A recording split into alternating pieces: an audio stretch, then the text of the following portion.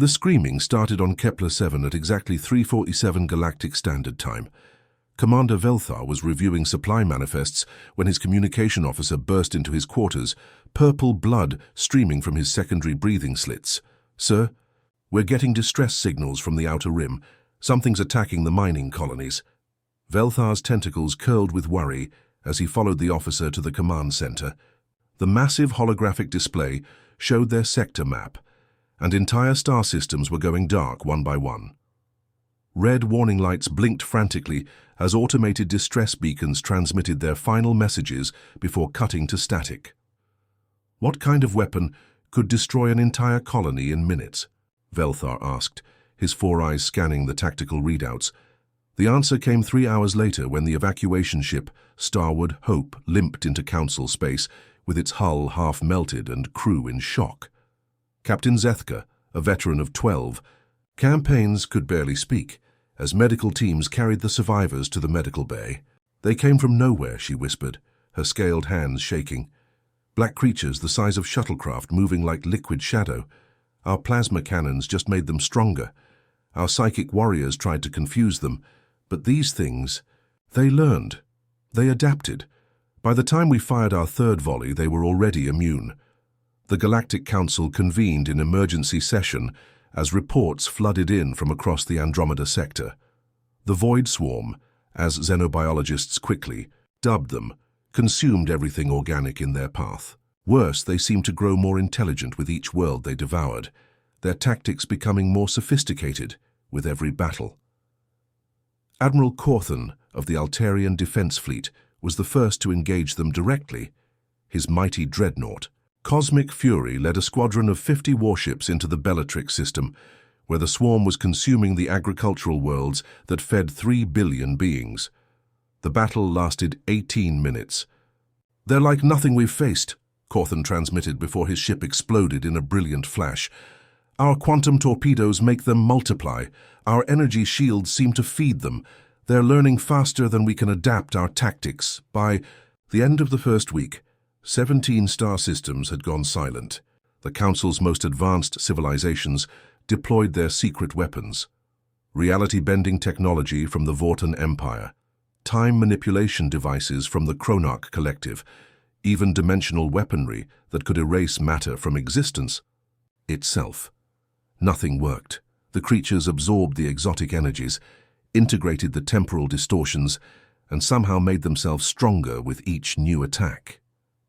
They began displaying coordinated behavior that suggested a collective intelligence spanning light years, communicating through methods that baffled the galaxy's greatest scientists. Velthar watched helplessly as evacuation fleets streamed toward the galactic core, carrying billions of refugees from the advancing tide of darkness. The council chambers echoed with desperate voices as species that had warred for millennia now begged each other for sanctuary. "We need to consider the unthinkable," announced Councillor Zendai of the Ethereal Collective during one particularly grim session. "Perhaps we should abandon the outer sectors entirely and establish a defensive perimeter around the core worlds." The debate raged for hours, but even as they argued, more systems fell. The swarm seemed to anticipate their every move, cutting off supply lines and isolating defensive fleets before consuming them piece by piece. Refugee ships arrived with tales of creatures that could mimic their technology, steal their memories, and turn their own weapons against them. By the third week, the Council's combined fleets had been reduced to scattered remnants. The proud armadas that had maintained peace for 1,000 years now limped through space, running from an enemy they couldn't understand or defeat. That's when Velthar remembered the humans. 50 years ago, the Galactic Council had discovered Earth during humanity's colonial expansion phase. The first contact had gone well initially, with humans seeming eager to join the galactic community, but their methods of warfare had horrified the civilized species. Humans fought with a brutality that seemed primitive, using weapons designed not just to kill but to terrorize. During the border conflicts with the Hegari Empire, human soldiers had done things that violated every convention of civilized warfare. They poisoned water supplies, used biological weapons, and showed no mercy to surrendered enemies. When the Council tried to intervene, humanity had simply told them to stay out of their business. The exile had been unanimous. Humanity was too dangerous, too unpredictable to be part of civilized galactic society. Now, with the Void Swarm consuming everything in its path, and the Council's last stronghold under siege, Velthar stared at the communication array that could reach Sul's system. His hands trembled as he initiated the connection, knowing that this transmission would either save them all or doom them to something worse than extinction. The holographic display flickered to life, showing the quarantine beacons around Earth's solar system. For 50 years, no ship had crossed those boundaries. The humans had been left alone with their violence and their wars. "May the gods forgive us," Velthar whispered as he activated the emergency distress protocol and launched humanity's first invitation back into galactic affairs. The bridge of the Iron Resolve hummed with quiet efficiency when the encrypted transmission broke through their communication arrays. Admiral Lee Hanna was reviewing battle reports from the outer colony defense grid when Lieutenant Choi Min's voice cut through the bridge chatter. "Admiral, we're receiving an emergency broadcast on the old Council frequencies. It's from the Galactic Council." Every conversation on the bridge stopped. Officers turned from their stations, disbelief written across their faces. For 50 years, those frequencies had been silent. 50 years since the Council had told humanity they were too violent, too dangerous to exist alongside civilized species. "Put it through," Hanna ordered, her voice steady despite the shock. The main screen flickered to life, showing the desperate face of Ambassador Velthar. His normally pristine robes were torn, and his 4 eyes darted nervously as explosions flashed behind him. When he spoke, his voice cracked with exhaustion and fear. "To any human vessels receiving this transmission, the Galactic Council formally requests immediate military assistance.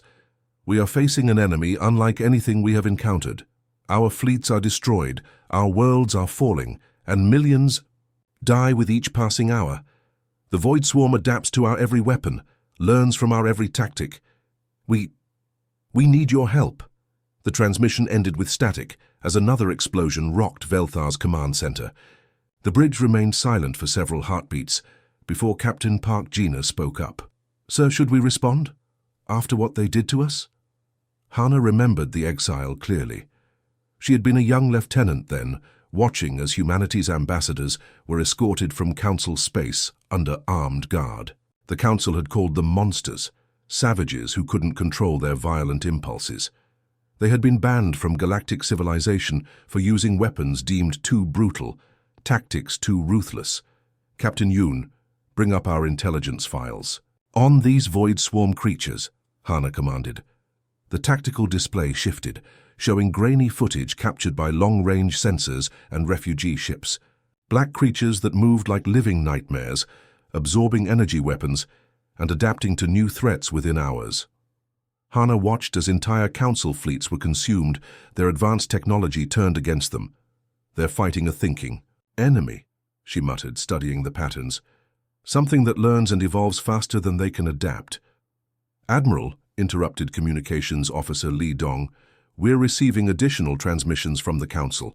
They're offering full reinstatement, technology sharing, even territorial concessions." Hanna almost smiled. The same beings who had once called humanity primitive warmongers were now offering them everything they had been denied. But as she watched more footage of the swarm's advance, her expression hardened. This wasn't about politics or pride anymore. "Mobilize the 4th Fleet," she ordered. "Contact General Kim Day at Mars Command and tell him to prep the ground forces. Full combat deployment." "Sir, which battalions?" asked Park Gina. "All of them. The Siege Breakers, the Night Hunters, the Iron Wolves, every unit we have," Hanna turned to face her bridge crew. "And send a message to Admiral Cho Hyun at the outer defense grid. Tell him to bring the experimental weapons online." As klaxons sounded throughout the massive dreadnought, Hanna walked to the observation deck. Through the reinforced windows, she could see the human fleet responding to her orders. 50 years of isolation had not been wasted time. While the Council had enjoyed their peaceful galaxy, humanity had been preparing for war. The sleek vessels that emerged from their hidden bases bore little resemblance to the ships the Council remembered. These were predators, built for one purpose, to hunt and kill anything that threatened human space. The Iron Resolve itself was twice the size of the old Council dreadnoughts, bristling with weapons the aliens had never seen. "Admiral," reported Lieutenant Nam Su from the sensor station, "all fleet elements are reporting ready. We have 412 ships jumping to formation." Through the tactical display, Hana watched as humanity's hidden fleet revealed itself. Battleships emerged from asteroid fields where they had been concealed for decades.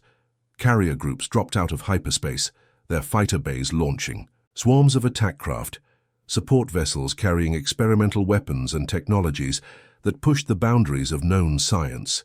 The Council's sensor stations detected the fleet movement immediately. Panicked transmissions flooded the emergency channels as alien observers realized what they were seeing. These weren't the primitive vessels that had been exiled 50 years ago. These were warships designed by a species that had never stopped fighting, never stopped preparing for the day when war would find them again. "Sir, we're receiving a transmission from the Council monitoring station," reported Choi Min. "They're asking about our fleet composition and estimated arrival time." "Tell them we'll be there when we get there," Hana replied, "and remind them that they wanted the monsters back." As the human fleet aligned for their jump to Andromeda, Hana felt a cold satisfaction settle in her chest. The Council had exiled humanity for being too violent, too willing to do whatever it took to win. Now they would learn exactly why those qualities made humans the perfect weapon against an enemy that couldn't be reasoned with or negotiated with. The stars stretched into lines as the Iron Resolve entered hyperspace, leading humanity's answer to the Council's desperate plea. Behind them, Earth's orbital defense platforms powered down their weapons for the first time in 50 years, no longer needed to defend against a galaxy that had finally realized what humanity had always known. Sometimes civilization needed monsters to protect it. The human fleet tore through hyperspace like a pack of hunting wolves, their ships bristling with weapons the galaxy had forgotten existed. When they dropped back into normal space near the Arcturus system, the sight that greeted them was pure devastation. The last Council stronghold burned against the backdrop of dying stars. Massive void swarm creatures, each the size of a city, crawled across the surface of 3 planets simultaneously. Their black forms pulsed with absorbed energy from the Council's desperate attacks, growing stronger with every plasma blast that struck them. Admiral Lee Hana watched from the bridge of the Iron Resolve as Council ships fired their most advanced weapons at the creatures, quantum disruptors, reality-bending torpedoes, even experimental time dilation devices that could age a target to dust in seconds. The swarm absorbed it all, their forms shifting and adapting in real time.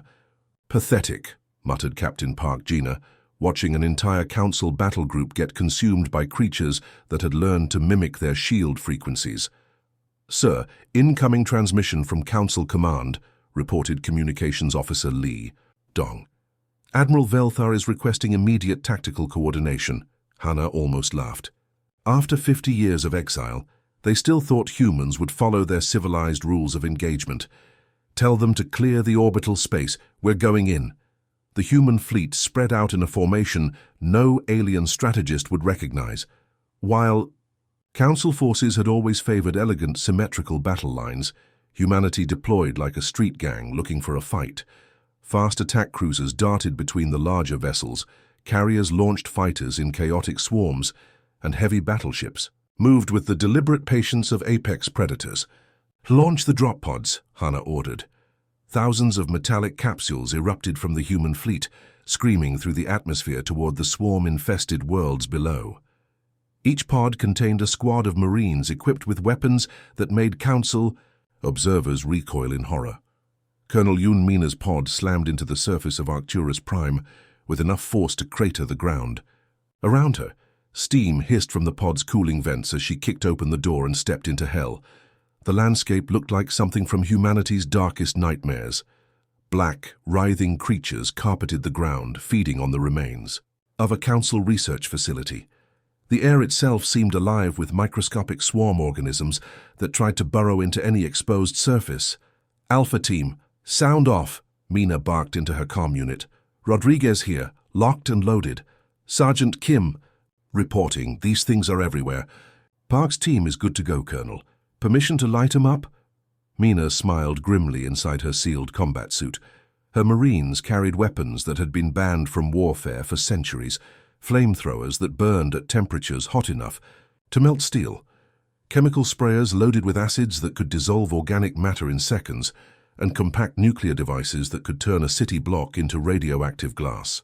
"You heard the Admiral's briefing," she said, checking the seals on her flamethrower. "These things adapt to energy weapons and psychic attacks. So we're going old school. Burn everything that moves. If it doesn't move, burn it anyway." The first swarm creature that approached her squad was the size of a small building, its surface rippling with absorbed energy from the Council's failed attacks. It moved with liquid grace, tendrils reaching out to sample the air around the humans.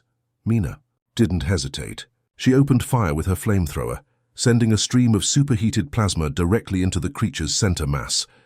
The thing writhed and shrieked, but instead of adapting to the attack, it simply burned. Fire was fire, heat was heat, and there was no evolutionary adaptation that could protect against basic chemistry. "It's working," shouted Sergeant Kim as his team advanced with chemical sprayers. The acidic compounds ate through swarm biomass like paper, leaving smoking craters where the creatures had been. Above them, the space battle raged with a brutality that shocked the surviving Council observers. Human ships didn't dance around. Their enemies with elegant maneuvers. They closed to point-blank range and hammered away with kinetic weapons, explosive warheads, and focused nuclear detonations that turned space into a burning graveyard. The Iron Resolve led the charge, its massive railguns hurling tungsten slugs at relativistic speeds. Each impact released the energy of a small nuclear weapon, but delivered as pure kinetic force that no amount of adaptation could counter. Physics was physics, and momentum was momentum. "Sir, the swarm is trying to board us," reported Lieutenant. "Join in, let them come," Hannah replied coldly. "Activate internal defense protocols." As swarm creatures breached the hull of human ships, they found themselves facing something they had never encountered. Corridors filled with toxic gas, bulkheads that could be electrified with enough current to cook organic matter, and human. Marines who fought with weapons designed to kill rather than disable. The tide of battle began to turn for the first time in months. Down on the planet's surface, Colonel Mina's forces advanced through seas of flame, leaving nothing but ash in their wake. The swarm creatures that had easily adapted to every Council weapon found themselves helpless against humanity's primitive brutality. "Colonel, we're getting reports from other landing sites," came the voice of Captain Yoon Ho over the comm. "The Night Hunters are using biological weapons in Sector 7. The Iron Wolves have deployed tactical nukes in the residential district." Mina watched as a particularly large swarm creature tried to flee from her advancing troops. It had learned to fear fire, something no Council weapon had ever taught it. For the first time since the invasion began, the Void Swarm was retreating. "Good," she said, reloading her flamethrower. "Let them run. We'll chase them all the way back to whatever dark corner of space they crawled out of." The war had been raging. For 6 weeks when Captain Cho Su volunteered for what everyone knew was a one-way mission. The Void Swarm had established massive breeding centers in the core of dead planets, buried so deep that conventional bombardment couldn't reach them. These nightmare factories were pumping out new creatures faster than the human fleet could. "Destroy them." "Sir, the penetration charges are ready," reported Sergeant Lee Min as they approached the drop zone. Their ship, the Silent Death, was little more than a flying bomb designed to punch through planetary crust and deliver its cargo of explosives directly into the swarm's breeding chambers. Cho checked her combat suit's seals one final time. Around Amao, her 24 volunteers made their final preparations. Each carried enough explosives to level a city block, along with biological weapons that would poison any swarm creature for miles around. "Remember, we're not coming back," she told her team over the comm. "But neither are these things." The Silent Death screamed through the atmosphere of Kepler 9, its hull glowing white-hot from friction. Council observers watched in horror as the human ship made no attempt to slow down or establish a safe landing zone. Instead, it drove straight into the planet's surface like a spear thrown by an angry god. The impact crater was 20 miles wide. At its center, Cho and her team survived only because their ship had been designed to protect them during the initial penetration. Now they stood in a tunnel that led directly into the heart of the planet, where the swarm had been growing their next generation of horrors. "Move out," Cho ordered, igniting her plasma torch. The tunnel walls writhed with organic matter, pulsing, with a sick yellow light that made her stomach turn. But she had seen worse things during the siege of Mars Colony. Humans had been fighting monsters long before they met the Void Swarm. 3 miles down, they encountered their first resistance. Swarm guardians the size of tanks emerged from the walls, their surfaces crackling with absorbed energy from destroyed council ships. But instead of firing energy weapons, Cho's team opened up with good old-fashioned bullets and grenades. "Chemical rounds, load them up," shouted Corporal Park Jun as he slammed a fresh magazine into his rifle. The bullets were coated with acids that ate through biological tissue like paper. The swarm creatures writhed and screamed, but there was no adapting to simple chemistry. Meanwhile, in orbit above 3 different star systems, General Kang Ho was coordinating the largest orbital bombardment in galactic history. His fleet of heavy cruisers had been retrofitted with weapons the Council had banned centuries ago: planet cracker missiles, atmospheric incinerators, and gravity bombs that could collapse entire continents. "Sir, the Council is protesting our tactics," reported his communications officer. "They're saying we're committing war crimes." Kang Ho didn't even look up from his tactical display. "Tell them they can file a complaint after we win this war." He keyed his comm to the bombardment fleet. "All ships commence planetary sterilization. I want nothing left alive on those worlds." The missiles launched in waves, each one carrying enough destructive power to end civilizations. But these weren't precision strikes aimed at military targets. These were weapons designed to scour entire planets clean of life, turning fertile worlds into radioactive wastelands where nothing could ever grow again. Ambassador Velthar watched the bombardment. From his command ship, his 4 eyes wide with shock. "They're not fighting to win," he transmitted to the remaining Council forces. "They're fighting to exterminate. They're willing to destroy entire star systems to stop the swarm." On the Council monitoring channels, alien voices spoke in hushed, horrified tones. They had called humans savage, but this was beyond savagery. This was calculated genocide on a scale that made their worst nightmares seem gentle. Deep in the breeding center on Kepler 9, Captain Cho's team reached their target. The chamber was vast beyond imagination, filled with writhing pools of organic matter that pulsed with malevolent life. Thousands of young swarm creatures floated in the nutrient baths, growing larger with each passing hour. "Set the charges," Cho ordered, her voice steady despite the horror around her. "Bio-weapons first, then the nuclear devices." As her team worked, she received a transmission from the surface. "Captain, we're detecting massive swarm reinforcements heading your way. Estimated arrival in 6 minutes. Cho smiled grimly. "We'll be done in 5. The first biological weapon detonated with a soft hiss, releasing clouds of engineered viruses that would turn the breeding pools into death traps. The swarm creatures began to dissolve, their adaptive abilities useless against weapons designed by humanity's most twisted military scientists. But the real devastation came when Lieutenant Han Sol reached the central chamber. The heart of the breeding center was a massive organism that seemed to pulse with intelligence, coordinating the growth of new swarm creatures across multiple star systems. "This is it," Sol transmitted back to the surface. "The brain of the whole operation." She looked at the nuclear device in her hands, then at the writhing mass before her. "Tell Earth we did our duty." The explosion vaporized 3 miles of planetary crust and sent shockwaves through hyperspace that were detected across the galaxy. When the radiation cleared, the breeding center was gone, along with every swarm creature within 100 miles. Similar scenes played out across dozens of worlds as human forces systematically destroyed every swarm stronghold they could find. Where the aliens had tried to fight with honor and precision, humanity fought with the cold efficiency of exterminators, dealing with vermin. The tide of war turned not because humans were stronger or smarter, but because they were willing to pay any price for victory. Council species fought to preserve their civilization, Humans fought to ensure that nothing would ever threaten it again. For the first time since the invasion began, swarm forces were retreating. The creatures that had adapted to every weapon now faced an enemy that didn't care about adaptation or survival. They faced an enemy that would rather see the galaxy burn than lose a single human world. The war was over, but the galaxy would never be the same. Where once thriving worlds had hosted billions of beings, now only radioactive wastelands remained. The Void Swarm had been completely wiped out, their breeding centers destroyed, their fleets scattered into atomic dust.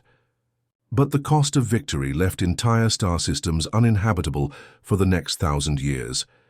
Admiral Lee Hanna stood on the observation deck of the Iron Resolve, watching human construction crews work alongside alien engineers to rebuild the shattered Council headquarters. Her uniform was scarred and patched, bearing the marks of plasma burns and chemical attacks. 3 medals hung from her chest, each one representing a world her forces had been forced to destroy to stop the swarm. "Admiral, the Council is ready for you," announced Captain Park Gina, her own face bearing the pale lines of radiation exposure from the final assault on the swarm mothership. The Great Assembly Hall of the Galactic Council had been hastily rebuilt from the wreckage of the old one. Representatives from 47 species sat in nervous silence as Hanna entered.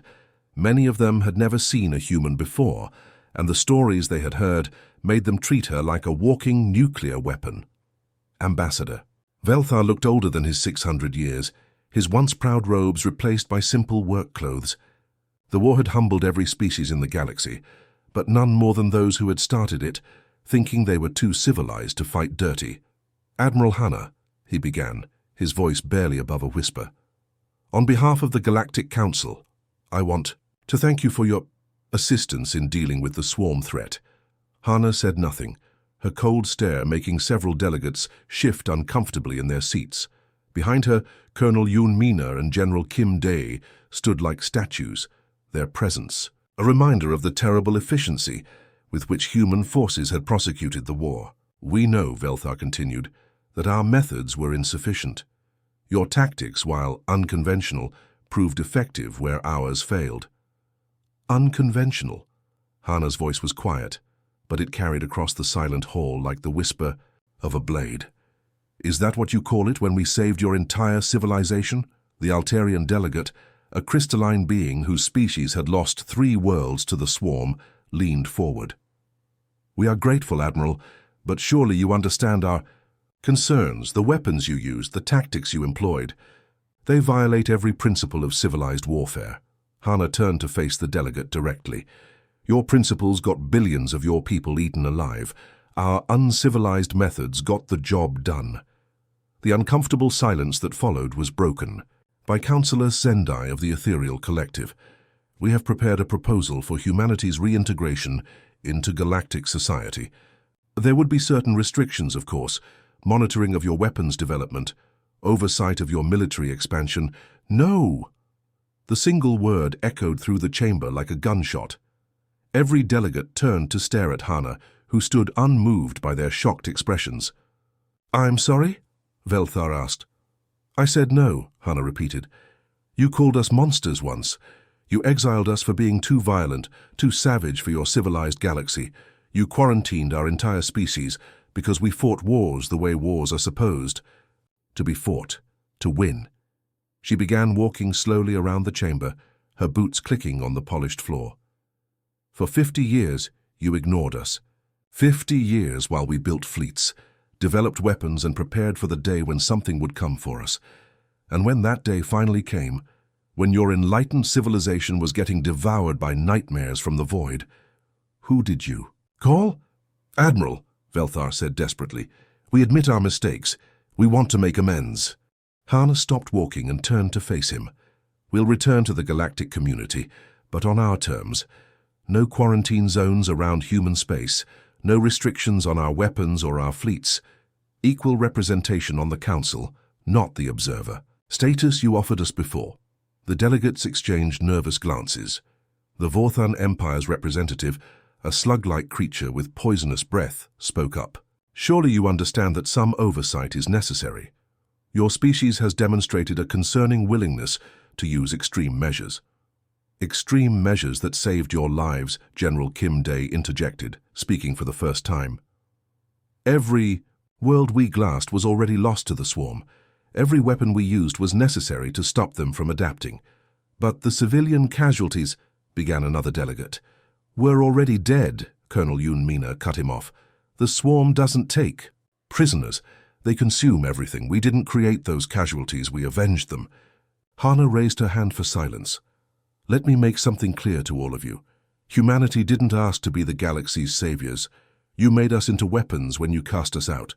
You forced us to become monsters when you decided we were too dangerous. For polite society, she gestured toward the viewport, where human patrol ships could be seen moving between the construction platforms. Those ships out there, they're not going anywhere. We've taken responsibility for sectors that your forces can't defend. We're hunting down the last swarm remnants that your sensors can't detect. We're doing the dirty work that your civilized minds can't handle. The silence stretched for long minutes before Velthar finally spoke. What do you want from us? Recognition, Hana said simply. When the next threat comes, and there will be a next threat, you remember who answered when hope was lost. You remember that sometimes civilization needs monsters to protect it from the dark. She turned to leave, then paused at the chamber's entrance. Oh, and Counselor Zendai, the next time you want to discuss restrictions on human weapons, remember that we're the ones standing between you and whatever's hunting in the space between galaxies. As the human delegation left the chamber, the assembled delegates sat in stunned silence. Through the viewports, they could see human ships taking up patrol positions around the rebuilt station. The galaxy was safe, but the price of that safety was accepting that their protectors were the very monsters they had once feared. In the months that followed, human forces established patrol bases throughout the former swarm territory. Their ships moved through space like predators, hunting down any trace of the creatures that had nearly destroyed galactic civilization. The other species learned to be grateful for the protection, even as they feared the protectors. Peace returned to the galaxy, but it was a different kind of peace. It was peace maintained by warriors who understood that sometimes the only way to preserve civilization was to unleash controlled savagery on those who would destroy it. The end.